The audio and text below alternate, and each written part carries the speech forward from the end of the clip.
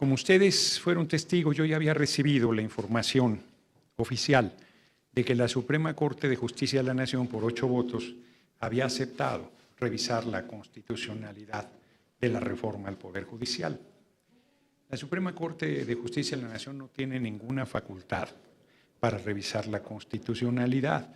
Está queriendo atropellar al constituyente permanente, que no solo es la Cámara de Diputados, no solo es la Cámara de Senadores.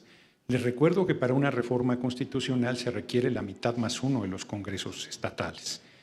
Y la Corte, quitándose la careta, en una actitud cada vez más facciosa, tomando decisiones políticas disfrazadas de decisiones jurídicas, ha determinado darle entrada a este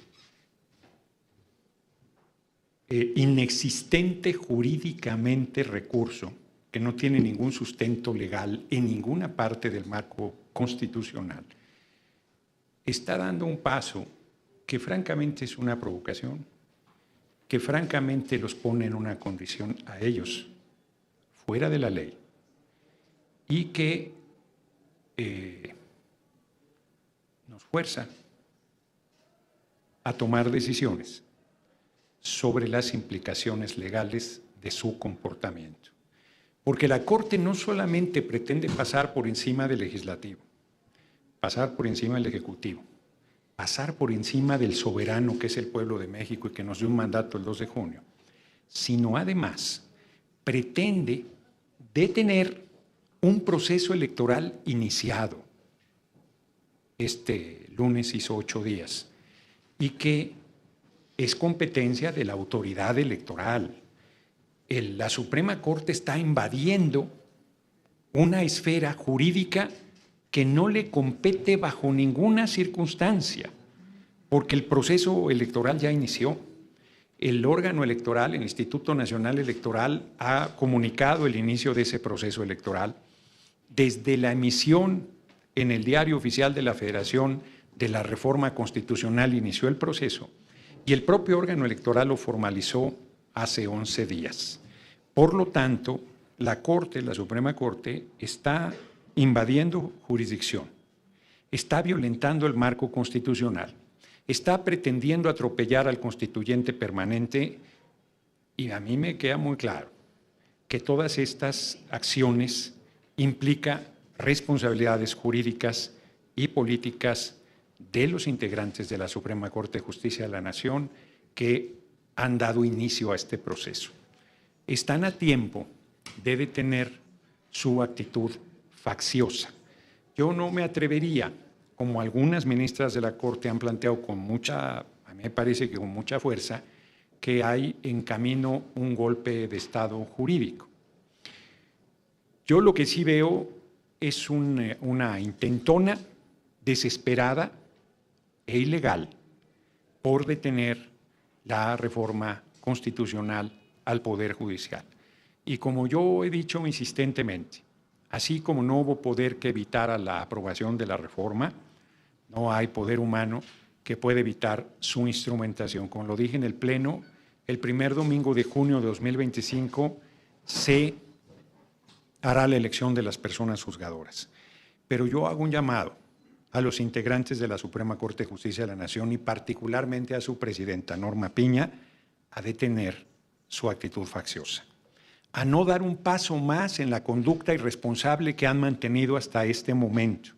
Porque yo señalo con toda seriedad, con toda claridad y con toda firmeza que detrás de las protestas violentas que incluyeron la toma del Pleno de la Cámara de Senadores, la autora intelectual se llama Norma Piña.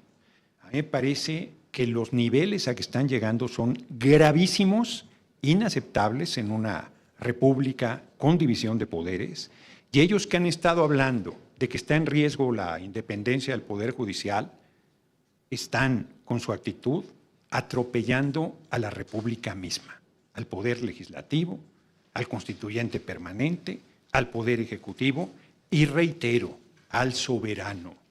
Es verdaderamente indignante que la Corte, en su racismo y clasismo feroz, mayoritariamente, sigan planteando en los hechos que el pueblo no tiene derecho a elegir a las personas juzgadoras.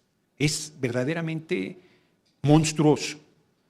¿En qué escuela estudiaron Derecho? Y que me expliquen los alcances del artículo 39 constitucional.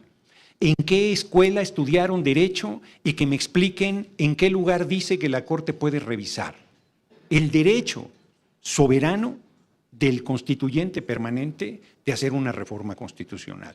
¿En qué escuela estudiaron de derecho para que me expliquen de dónde sacan que pueden detener un proceso electoral? Ni la pandemia, fíjense lo que digo, ni la pandemia pudo detener los procesos electorales en nuestra patria.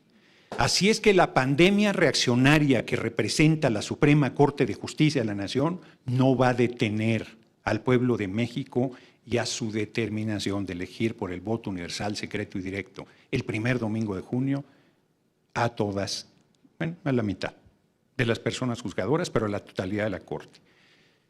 Yo creo que los ministros y ministras de la Suprema Corte que hoy votaron a favor de dar entrada a este indefendible, insostenible recurso, inexistente jurídicamente, insisto, nos quieren obligar a tomar una determinación que estamos dispuestos a tomarla si ellos insisten en violar el marco constitucional.